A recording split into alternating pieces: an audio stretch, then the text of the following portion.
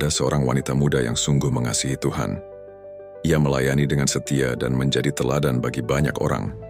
Wanita muda ini memiliki sahabat yang belum mengenal Tuhan.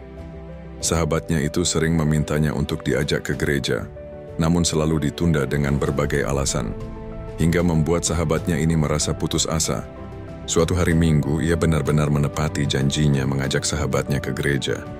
Saat menunggu waktu ibadah di kafe gereja, sahabatnya yang begitu bahagia memberikan buah tangan yang sama seperti miliknya. Namun tiba-tiba pacarnya menelepon dan mengajaknya pergi.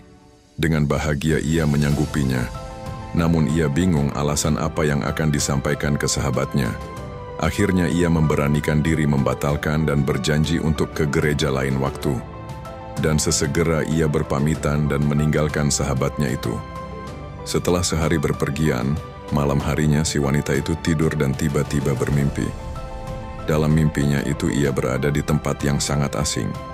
Entah bagaimana ia menerima surat berwarna hitam dari sahabatnya.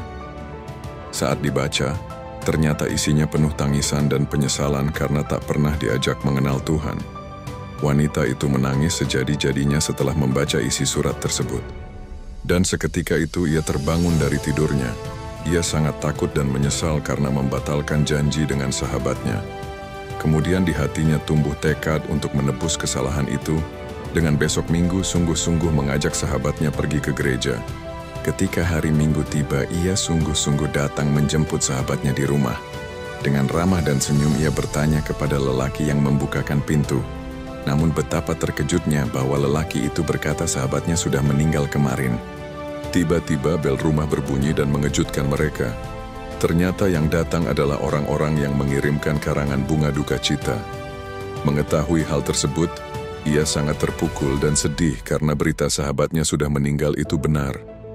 Seperti yang tertulis dalam Yehezkiel 33 ayat 8. Kalau aku berfirman kepada orang jahat, "Hai orang jahat, engkau pasti mati," dan engkau tidak berkata apa-apa untuk memperingatkan orang jahat itu supaya bertobat dari hidupnya, orang jahat itu akan mati dalam kesalahannya, tetapi aku akan menuntut pertanggungan jawab atas nyawanya daripadamu. Dari kisah ini kita belajar, kita hidup bukan hanya melayani Tuhan, tetapi juga menyelamatkan jiwa yang ada di sekitar kita. Tuhan Yesus memberkati.